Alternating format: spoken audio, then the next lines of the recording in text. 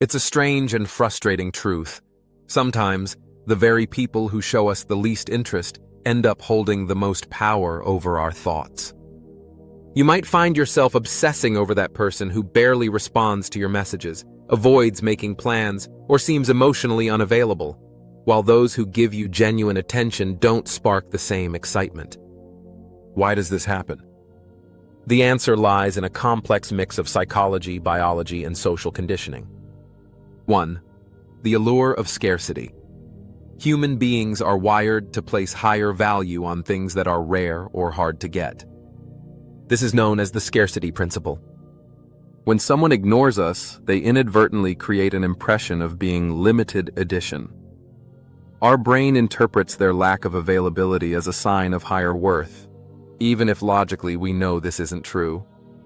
Think of it like a luxury item. You might not need it, but the fact that it's rare makes it seem more desirable. In dating, the same principle applies. Unavailability can feel like exclusivity, which can heighten attraction. 2. The chase. Activates reward systems. When someone shows inconsistent interest, sometimes warm, sometimes cold, it creates an unpredictable reward pattern. Psychologists call this intermittent reinforcement, and it's one of the most powerful motivators for human behavior. Slot machines work the same way. You don't win every time, but the unpredictability keeps you playing. In romance, a person who occasionally gives you attention but then withdraws triggers a similar cycle. Your brain releases dopamine during moments of connection and then craves the high again when it's absent, making you more invested in the pursuit. 3. Ego and validation. Being ignored doesn't just make us curious, it can make us feel rejected.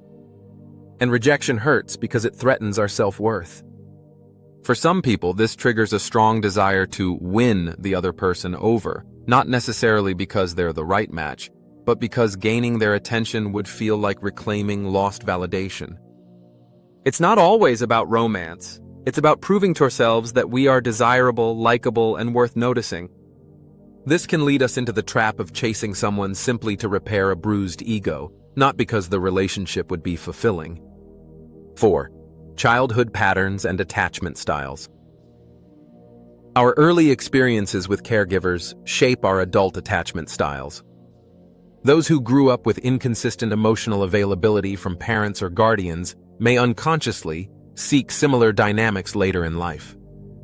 For example, someone with an anxious attachment style might feel an intense attraction toward emotionally distant partners because the dynamic feels familiar. It's not necessarily healthy, but the mind can confuse familiarity with comfort. Similarly, individuals with low self-esteem may interpret neglect as a challenge to prove themselves worthy. 5. The cool factor in social conditioning. From movies to novels, we've been fed the narrative that mysterious, aloof individuals are more desirable. The brooding character who barely talks but has an air of confidence often becomes the romantic hero in fiction. Over time, many of us internalize the idea that someone who is hard to read must be deep, interesting, and worth pursuing. In reality, ignoring someone isn't always a sign of depth. It can also be a sign of disinterest.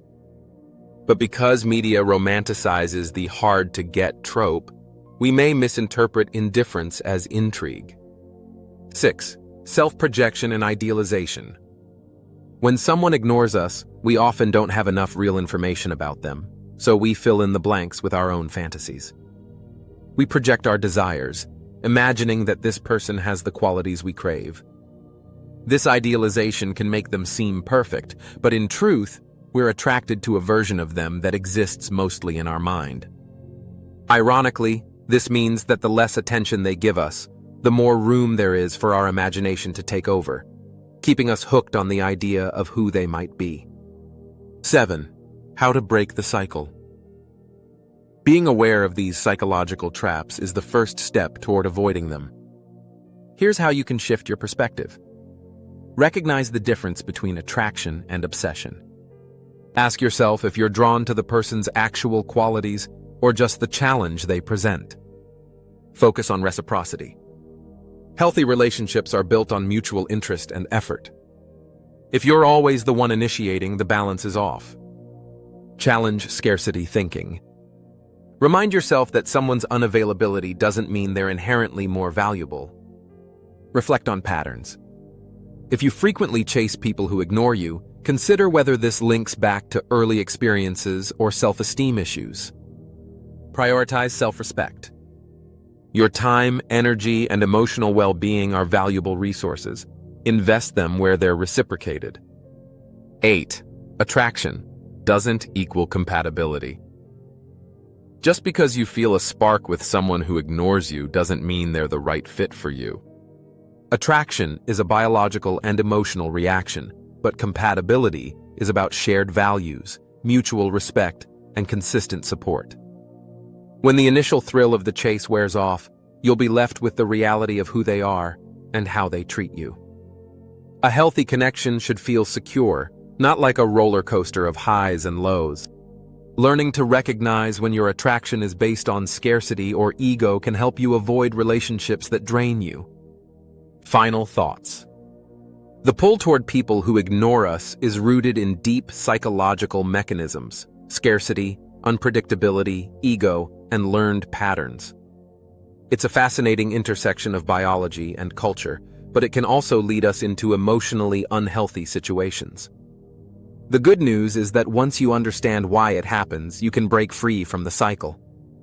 The next time you feel yourself drawn to someone who consistently ignores you, pause and ask, do I want this person or do I want their attention?